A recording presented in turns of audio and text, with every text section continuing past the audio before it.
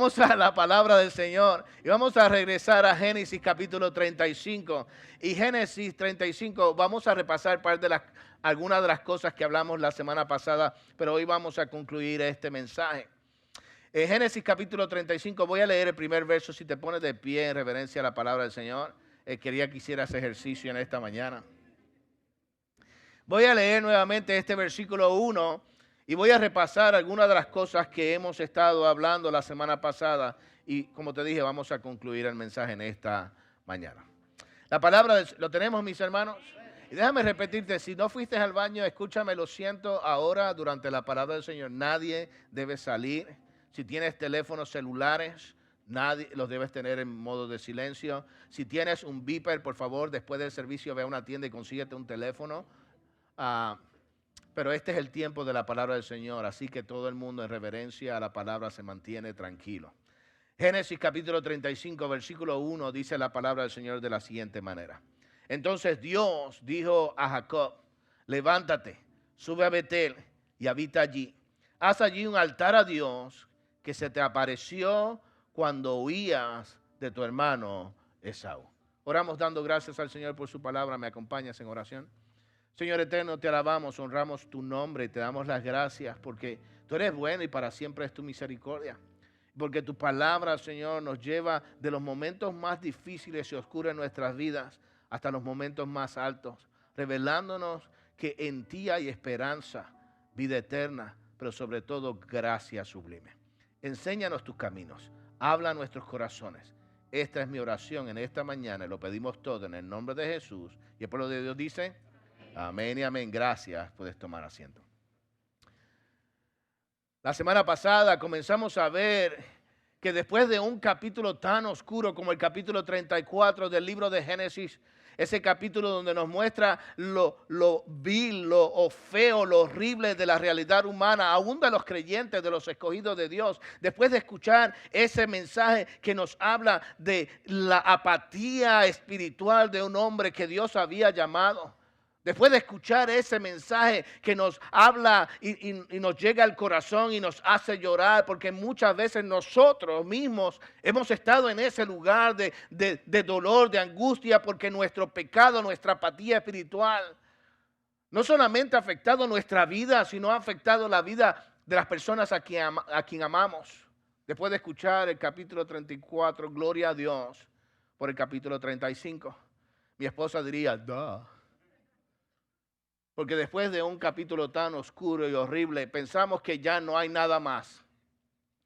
Después de ver que el escogido de Dios trata de negociar su obediencia y cae en esta apatía espiritual y esta desgracia llega a su vida, como él, nosotros podemos pensar que ya no hay nada más para el creyente, ya no hay nada más para seguir adelante, ya debemos tirar la toalla, ya debemos renunciar a la vida cristiana total. ¿Para qué? Si nuestro pecado, nuestra angustia, nuestro dolor, nuestra apatía ha hecho tanto daño, ¿para qué seguir adelante? Ya no podemos mirar a Dios a la cara, eso es lo que pensamos, no podemos mirar a Dios a la cara porque ¿para qué? Si hemos caído tan bajo. Y eso es lo que nos dice el capítulo 34. Y yo siempre he orado que tú no tengas que pasar por ese capítulo, que tú no tengas que vivir esa experiencia, pero la verdad del caso es que muchos de los que estamos aquí hemos vivido eso. Muchos de nosotros hemos tenido que pasar por esta experiencia tan difícil, tan angustiosa, tan enorme, que nos deja sin respiración y sin palabras. Pero nuevamente, gloria a Dios por el capítulo 35 que nos enseña la gracia de Dios. Esa palabra tan preciosa, esa palabra tan increíble, tan profunda, que nos demuestra el favor inmerecido de Dios. El regalo que no merecemos, Dios nos lo da. Y nos enseña de una manera increíble que Dios no renuncia al creyente, que Dios no renuncia a aquella persona a quien ha venido delante de él, arrepentida de sus pecados. Dios no renuncia a él. Nosotros le damos la espalda a Dios. Y no me mires así, por favor, que me molesta. No me mires así porque nosotros, tú y yo, le damos la espalda a Dios. Porque tú y yo tratamos de negociar como lo hizo Jacob en el capítulo 33 al final. Nosotros tratamos de negociar nuestra obediencia a Dios. Si yo hago esto, si vengo el domingo a la iglesia, si doy mi ofrenda, si doy mi diezmo, si saludo al pastor, si me visto bien, si me puso el desodorante antes de venir a la iglesia, entonces no tengo que obedecer completamente a Dios. Y ahí es donde el pecado llega a la vida y destruye. El pecado llega a la vida. No solamente me destruye a mí, destruye al que está al lado mío. Y cuando estamos abajo, caídos, pensamos, ¿para qué seguir? Y ahí viene la gracia de Dios. Vimos la semana pasada que la gracia de Dios, lo primero que hace es que nos lleva al arrepentimiento. Es decir, Dios dice, yo no he terminado contigo, yo no te voy a dejar. Regresa al lugar donde tú y yo nos encontramos por primera vez. Llevó a Jacob a Betén. Y muchos de nosotros, escúchame, yo por lo menos, muchas veces tengo que regresar al mismo lugar donde encontré al Señor Jesucristo por primera vez. Muchas veces tengo que ir al pie de la cruz y ver la figura de mi Señor derramando su sangre por mí, recordar el alto precio de mi salvación, lo que costó mi salvación. La muerte de mi Señor fue el precio que se pagó para que yo pudiese tener vida eterna. Y tengo que regresar al pie de la cruz y tengo que regresar a ese lugar donde me encontré por primera vez con mi Señor. La verdad del caso es que muchos de nosotros tenemos que pasar por lo mismo. Que muchos de nosotros tenemos que regresar a ese lugar donde encontramos al Señor Jesucristo para encontrar allí que el Señor, aunque nosotros le hemos fallado, escúchame, ¿estás conmigo en esta mañana? Que aunque tú y yo, aunque le hemos fallado muchas veces, el Señor está dispuesto a perdonar nuestros pecados si venimos arrepentidos delante de Él. Y dice la palabra del Señor que nos mueve a dejar los ídolos. Escúchame, y tenemos que abandonar nuestros ídolos. Tenemos que quitar a esas cosas, a esas personas que han tomado el lugar que le pertenecen solamente, ese lugar que le pertenece solamente al Señor. Y quizás tú en esta mañana tienes que abandonar algunos ídolos como tuvo que hacer Jacob y su familia, abandonar sus ídolos. Y quizás tu familia es tus ídolos. Y quizás el entretenimiento es tus ídolos. Y quizás tú mismo seas tu ídolo. Yo sé que tu esposo no va a ser tu ídolo. Eso es muy difícil que pase aquí. Pero no importa lo que pase, tienes que aprender a dejar tus ídolos porque el Señor te está dando una segunda oportunidad. Pero no solamente te da una segunda oportunidad, Él te invita a santificarte. Él te invita a limpiarte de tus pecados, a tomar una vestimenta nueva. Y escúchame, la santidad, ¿estás conmigo en esta mañana? La santidad no es algo que tú puedes lograr por ti mismo. Tenemos esta idea que el Señor nos salva y ahora el trabajo de la santificación es nuestra. Y aquí nos demuestra el Señor que dentro de su gracia, dentro de su regalo para con nosotros, no solamente el Señor nos salva, sino que nos da la oportunidad para santificarnos y nos da las herramientas para poder ser santos. Tú no puedes ser santo por ti mismo. De hecho, ahí es cuando caemos, cuando tratamos de hacerlo a nuestra manera. Aquí la palabra del Señor nos enseña que ellos tuvieron que cambiarse las ropas y lo hicieron, pero Dios le dio las herramientas. ¿Y cómo yo sé? ¿Cómo yo sé que él entendió esto? ¿Cómo yo sé que Jacob entendió la gracia de Dios que lo llevaba al arrepentimiento? Porque llegó un punto donde Jacob, en lugar de descansar en la experiencia, Jacob, en lugar de descansar en los milagros, Jacob, en lugar de vivir en base a lo que él había experimentado, ahora llega a este lugar donde él recuerda que no es la experiencia, que no son los milagros, que no es ninguna de estas cosas las que le dan sentido a su vida, sino lo que le da sentido a la vida es el Dios que habita en ese lugar. Y déjame explicarte algo. Venir a la iglesia no te puede salvar. Venir a la iglesia no puede cambiar tu vida. Venir a la iglesia no puede hacer nada de esto. Pero el Dios que está aquí sí lo puede hacer. Si tú vienes a buscar un milagro, quizás lo obtenga, pero el milagro no va a poder cambiar tu vida. De acuerdo a la palabra del Señor, cuando Jacob entendió que Dios es el Dios de la segunda oportunidad, entonces él comenzó a adorar a ese Dios en lugar de la experiencia, los milagros, la religión, las personas.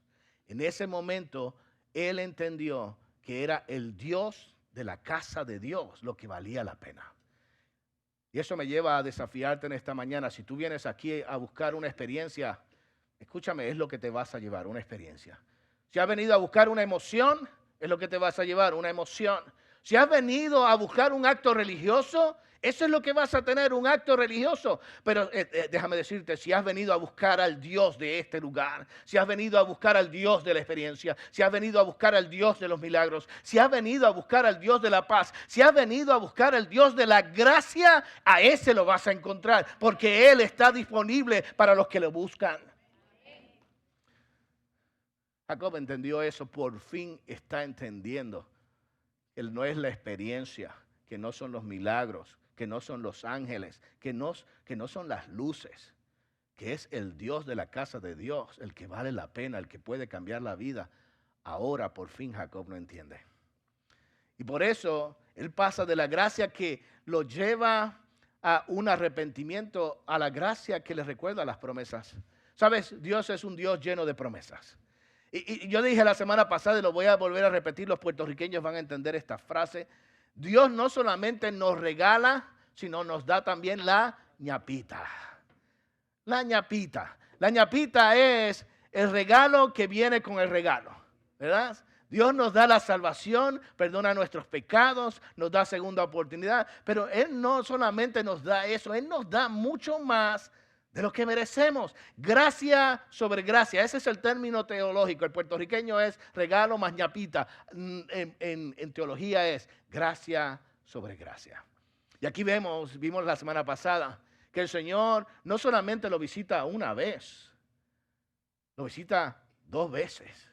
¿Sabes lo que quiere decir esto? Lo que quiere decir es que aunque tú y yo hemos fallado, aunque tú y yo hemos faltado, aunque tú y yo le hemos dado la espalda a Dios, aunque tú y yo nos hemos equivocado tantas veces, aun cuando nuestro pecado nos ha hecho daños a nosotros y le ha hecho daño a las personas, aun cuando estemos en lo más bajo, Dios no cambia su plan, Dios no cambia contigo, Él no renuncia a ti, Él quiere trabajar contigo, Él te va a llevar al cielo. Si tú eres hijo de Él te va a llevar al cielo hasta el final. No son una vez, 2 veces. Y dicho sea de paso, yo estoy convencido que si hubiese sido necesario 3, 4, 5 veces, Dios se lo hubiese aparecido. Porque Dios prometió, Dios va a cumplir. Y no solamente lo visita un par de veces. Dice la palabra del Señor que le recuerda la promesa. Le dice, escúchame, como yo le prometí a tu papá Abraham, y a tu abuelo Abraham y a tu papá Isaac, yo te estoy prometiendo a ti que yo te voy a bendecir y tú vas a hacer bendición a las naciones. Yo tengo varios grupos de discipulados en la iglesia. Y estoy haciendo un esfuerzo grande este año de desafiar a mi gente, a los muchachos que están conmigo, para que nos memoricemos porciones de las Escrituras. Por ejemplo, en mi discipulado con mis hijos, y pastor, ¿usted discipula a sus hijos? Sí, son chiquitos, bueno, de estatura casi todos, pero no todos son un chorre viejos que hay en casa. Creo que hasta el más joven soy yo. Pero estamos desafiándonos y por lo menos los muchachos nos vamos a aprender Salmo 1, las muchachas creo que es otro pasaje. ¿Todos Salmo 1? Todos estamos aprendiendo el Salmo 1 de memoria. Y eso es para el próximo mes. En mi grupo de discipulados de los líderes de la iglesia, tengo un grupo de líderes de iglesia que estoy discipulando, yo me voy a aprender Efesios capítulo 2, si no me equivoco. ¿Cómo? Ese es el de los, ese es el de los jóvenes. El de los jóvenes, que es el grupo que a mí me pertenece, ese es el que a mí me pertenece. Ese me voy a aprender Efesios 2. Y en el grupo de los líderes, el Salmo 1. Me tocó fácil. Pero ¿sabes por qué estamos haciendo esto? Y escucha, esta es la parte que quiero que entiendas. Lo estamos haciendo porque cuando llega el momento difícil, y van a llegar momentos difíciles en tu vida, cuando llega ese momento donde tu corazón está desgarrado y tu alma desalentada, cuando no quieres seguir, Cuando crees que no vale la pena seguir caminando la vida cristiana porque el golpe es fuerte o porque lo que tú has hecho es muy grande. Es la palabra que está en tu memoria y en tu corazón la que va a recordarte que Dios ha hecho promesas y sus promesas son fieles y verdaderas. Es la promesa de Dios que Él ha hecho la que te va a llevar a ese momento donde tu corazón va a volver a tomar fuerzas, donde tu alma va a ser revestida de un poder increíble que tú no sabías que estaba en ti, porque realmente no estaba en ti, realmente es la palabra de Dios que habita en tu corazón. ¿Ves? Gracia sobre gracia no solamente te lleva a recordar que Dios no te deja, te lleva a recordar sus promesas. ¿Cómo yo sé que Él entiende que la gracia sobre gracia es importante? Porque en el versículo final de esta porción, el versículo 15, 14-15, dice que Jacob adora genuinamente, que él vuelve a reconstruir el altar que había hecho, pero ahora de una manera diferente, ahora recordando que es el Dios de la casa de Dios. Y eso me lleva al mensaje en esta mañana. O sea, pastor, usted no estaba predicando, no, solamente estaba repasando. Déjeme ir al último punto de este mensaje.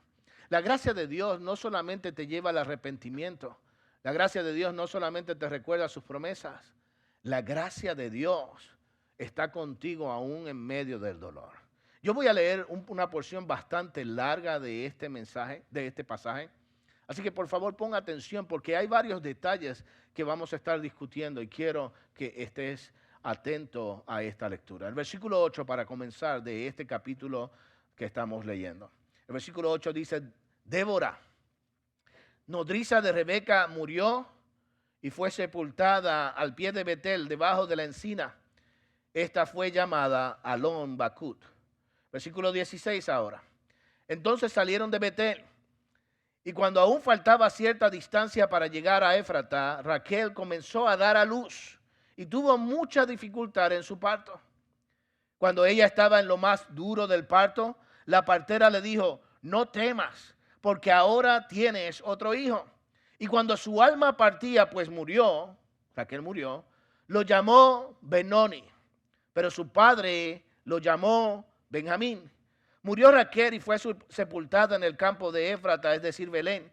Y Jacob erigió un pilar sobre su sepultura. Ese es el pilar de la sepultura de Raquel hasta hoy. Entonces Israel salió y plantó su tienda más allá de Migdal y Elder. Y mientras Israel moraba en aquella tierra, Rubén fue y se acostó con Bila, concubina de su padre. E Israel lo supo. Y los hijos de Jacob fueron 12. Yo sé que por lo regular nosotros saltamos esto, pero esto tiene una gran importancia. Hijos de Lea, Rubén, el primogénito de Jacob, después Simeón, Leví, Judá, Isaacar y Zabulón. Hijos de Raquel, José y Benjamín. Hijos de Bila, sierva de Raquel, Dan y Neftalí. Hijos de Sirpa, sierva de Lea, Gad y Aser. Estos son los hijos de Jacob que le nacieron en Padán Aram. Jacob fue a su padre Isaac en Manre, en Kiriat Arba, es decir, Hebrón, donde había residido Abraham e Isaac. Isaac vivió 180 años y expiró Isaac y murió y fue reunido a su pueblo, anciano y lleno de días. Sus hijos Esaú y Jacob lo sepultaron.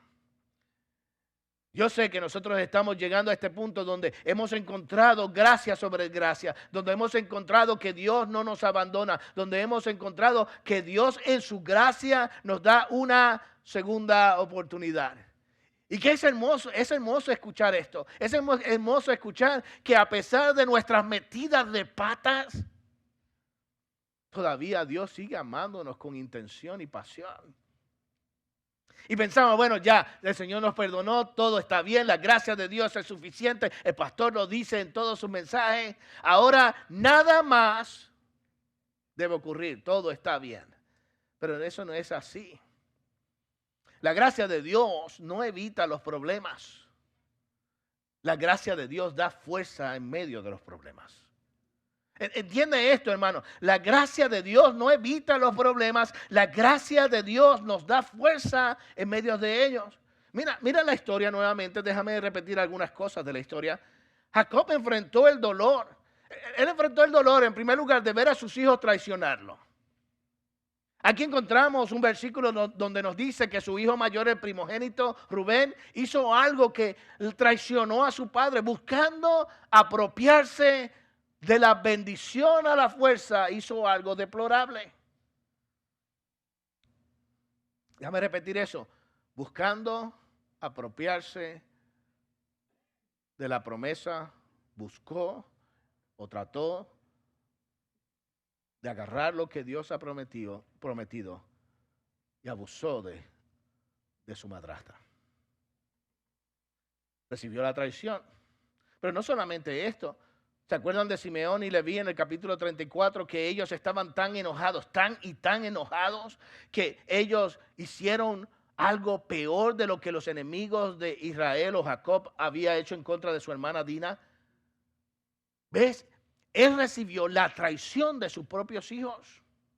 Pero no solamente recibe la traición de sus hijos. Mira quién está muriendo en este capítulo. 3 personas sumamente importantes para Jacob. En primer lugar, muere su nodriza, la persona que lo había criado en el versículo 8.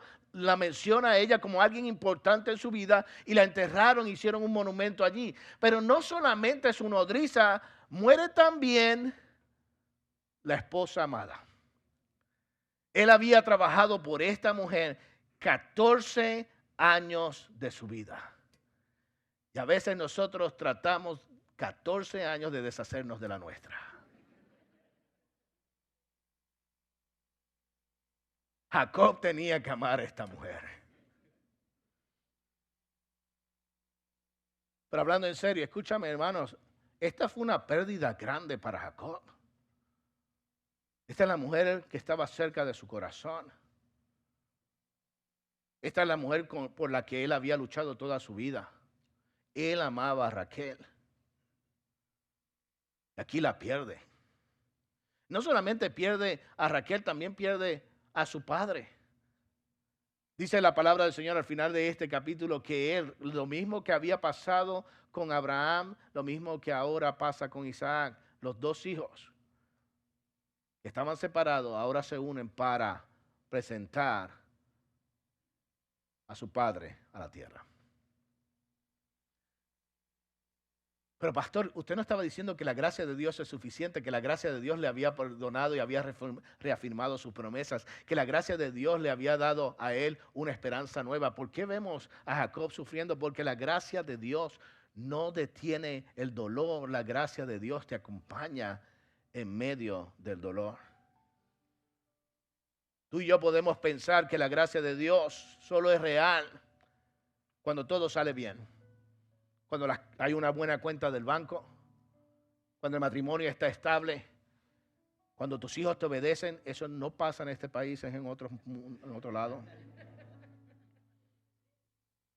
¿Ves? Tú puedes pensar que la gracia de Dios es la gracia de Dios cuando todo sale bien. Pero por favor, apunta esto en una esquina. Pero es en el momento más oscuro de la vida. Es en el momento más oscuro de la vida cuando la gracia de Dios brilla con mayor fuerza. Es en el momento más difícil, en el momento de mayor debilidad humana. Es en ese momento que la gracia de Dios te alumbra y te da fuerza que tú no tenías y paz que tú no puedes entender. Porque aunque la gracia de Dios no detiene el dolor, el Dios de la gracia está contigo aún en medio del dolor. Jacob entendió eso. La pregunta es, pastor, ¿cómo yo puedo ver la gracia de Dios en la dificultad? ¿Cómo puedo apropiarme de la gracia de Dios? ¿Qué es lo que yo tengo que hacer? Haz lo que hizo Jacob. Jacob hizo 2 cosas importantes. En primer lugar, él se concentra en el regalo de Dios. Su esposa está a punto de morir. La mujer amada, la mujer por la que él había luchado toda su vida, está a punto de morir en el parto. Y él, en lugar de ver el dolor del parto, el dolor de la pérdida, el dolor de la tragedia, Él se está concentrado en la bendición, en el regalo que Dios le está haciendo. Y si tú quieres salir de sobrepasar, vencer el dolor, descansar en la gracia de Dios, concéntrate en lo que Dios quiere hacer contigo, concéntrate en el regalo que Él te está dando, concéntrate en la bendición que Dios quiere sacar aún en medio de la dificultad. Porque aunque el dolor sea grande, el Dios en quien tú has creído es más grande. Si tú quieres salir de ese momento y descansar en la gracia de Dios, concéntrate en el regalo. Pero haz algo más. Ten la actitud de ver las cosas como bendición en lugar de maldición. Déjame explicarte lo que quiero decir. Aquí está Raquel. Y ella está a punto de morir. Y está dando a luz. Ella sabe que está a punto de morir. Así que en la última acción, su última decisión su decisión fue ponerle por nombre a su hijo Benoni. Déjame explicarte qué significa Benoni. Benoni está compuesto de dos palabras.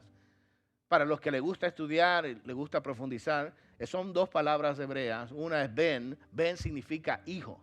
Siempre que tú escuches la palabra Ben, acompañada por algo más, es hijo de. ¿Ok? Ben. Pues ella puso Ben y Oni, que significa tristeza. Él le llamó a este muchacho, ella decidió concentrarse en su dolor, concentrarse en su desgracia, concentrarse en la muerte. Le llamó a este hijo, hijo de mi tristeza.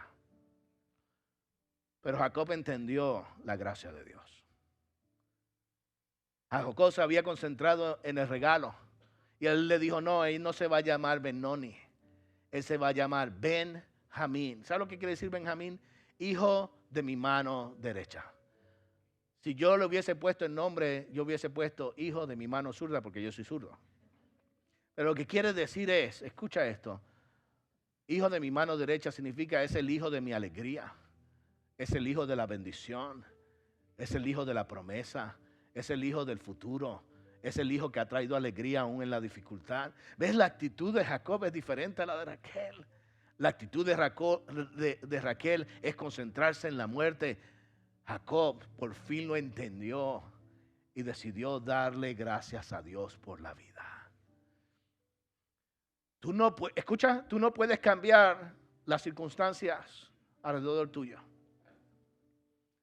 Tú no puedes cambiar lo que te ha pasado. Pero tú puedes decidir tener la actitud ante la gracia de Dios y ver el regalo de Dios, la bendición de Dios en medio del dolor. Y en lugar de llamarle Benoni, llámale Benjamín. Porque él entendió que la gracia de Dios es suficiente. Quiero terminar este mensaje con un punto adicional. Solamente es una advertencia. Yo sé que cuando nosotros vamos a la palabra de Dios y comenzamos a leer las genealogías, y te dije, por favor, pon atención a las genealogías, la mayoría de nosotros saltamos las genealogías. Cuando decimos Crepencio engendró, yo dije, nos vamos para el Nuevo Testamento. Porque no nos gusta leer todos esos nombres que casi ni podemos pronunciar. Pero hay un mensaje increíble en las genealogías. Dicho sea de paso, a los que les gusta estudiar y profundizar, ¿sabías que el libro de Génesis no está dividido? De hecho, ningún libro en la Biblia está dividido en capítulos y versos. Eso fue puesto después. Pero específicamente el libro de Génesis tiene una división natural y son las genealogías. Cada genealogía termina o comienza un nuevo capítulo en la historia del libro de Génesis. Es lo que le llaman los teladots. Cada telador, o sea, cada genealogía nos dice algo importante de la historia que pasó o de la que comienza o lo que va a pasar. Aquí vemos un telador nuevo. De hecho, un telador que termina es el telador o la genealogía de Jacob, los hijos de Jacob. Y déjame decirte lo importante de este telador. Y después te voy a hacer la advertencia. Tú vas a notar que en el capítulo 34 narra cómo Simeón, el segundo hijo de Jacob, y el tercer hijo de Jacob, Leví, cometen una atrocidad grande, perdiendo la bendición de su padre. Lo vas a ver al final de Génesis, cuando Jacob está dando promesas, en lugar de darle bendición a sus hijos, hace una advertencia en contra de ellos, de Simeón y Leví. Pero también vas a encontrar que en este capítulo 35 ahora narra un evento acerca de su hijo mayor, el hijo de primogénito, Rubén, lo que él hizo, lo que lo descarta a él de la bendición. Está puesto en este capítulo a propósito. Y después nos dice, ok, déjame darte el orden de los hijos de Jacob. El primer hijo, Rubén, pierde su bendición. El segundo hijo, Simeón, pierde su bendición. El tercer hijo, Leví, pierde su bendición. Y aquí está lo que debemos concentrarnos. El cuarto hijo, ¿quién fue? Judá. ¿De dónde viene la salvación? A través del pueblo de Judá, porque Jesucristo era de esa generación. ¿Qué quiero decirte con esto? Déjame darte la advertencia. Yo quiero que tú entiendas que aún a pesar del dolor, a pesar de tu pecado, a pesar de que hayas experimentado capítulos 34 en tu vida, a pesar de que hayas metido la pata, hay gracia de Dios. La gracia de Dios es suficiente. La gracia de Dios te guía al arrepentimiento. La gracia de Dios te dice que Dios no te abandona. La gracia de Dios te lleva a pensar y a recordar que Él sigue dándote oportunidades. Pero ten cuidado de no cometer un acto que, aunque no te robe la salvación, te robe la oportunidad de ser de bendición a los demás. Ten cuidado de que por tu pecado, imprudencia, Dios no pueda seguir bendiciendo a las personas que están alrededor tuya. No permitas que tu pecado jamás y nunca elimine tu capacidad de bendecir a los demás. Eso no niega, escucha esto, mi hermano, que la gracia de Dios es suficiente. Te pone de pie y me acompañas en oración. Dios eterno, Dios bueno, te alabamos, honramos tu nombre y creemos tu palabra. Sabemos, Señor, que van a venir momentos difíciles en nuestras vidas, momentos de oscuridad, donde solamente tu gracia puede alentarnos y levantarnos. Y yo ruego, Señor, que este sea ese momento, que abriendo tu palabra, tú hayas traído consolación y gracia a nuestros corazones. Esta es mi oración en el nombre de Jesús. Amén y amén.